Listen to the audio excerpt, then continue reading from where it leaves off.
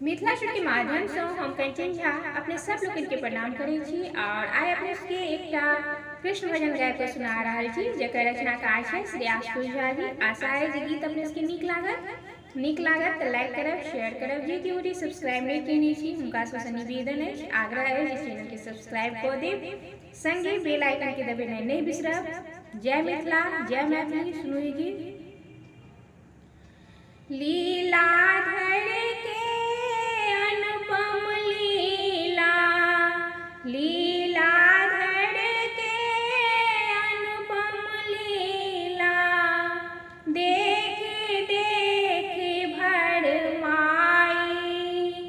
श्याम सलोना नटवर नागर, लीला वर्णन जाई। माधव लीला वर्णन जाई।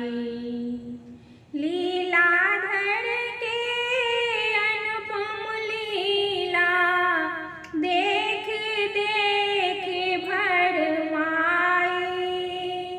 श्याम सलोना नटवर नागर, लीला वर्णन जाई। माधव लीला वर्णन जाई। यमुना तीर सब धेनु चरै छल, कान्हा छला खेलाई।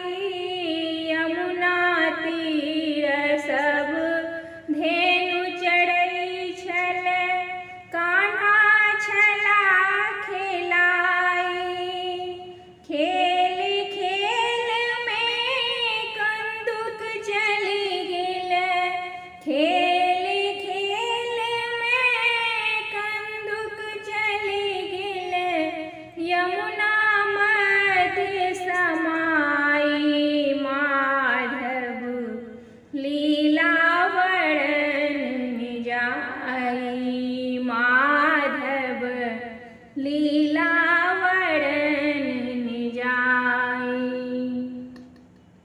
दुखी भेल सखा वृंद सब, कान्हा कूद लगाई। दुखी भेल सखा वृंद सब, कान्हा कूद लगाई। दृश्य देख गोपी घबरेला, दृश्य देख गोपी घबरेला। धेनु छोड़ी पराई।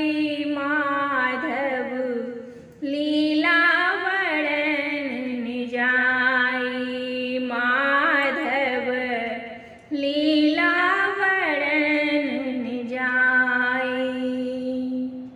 नंद बाबा के जाका सबटा, नंद बाबा के जाका सबटा, देलन बात बताई।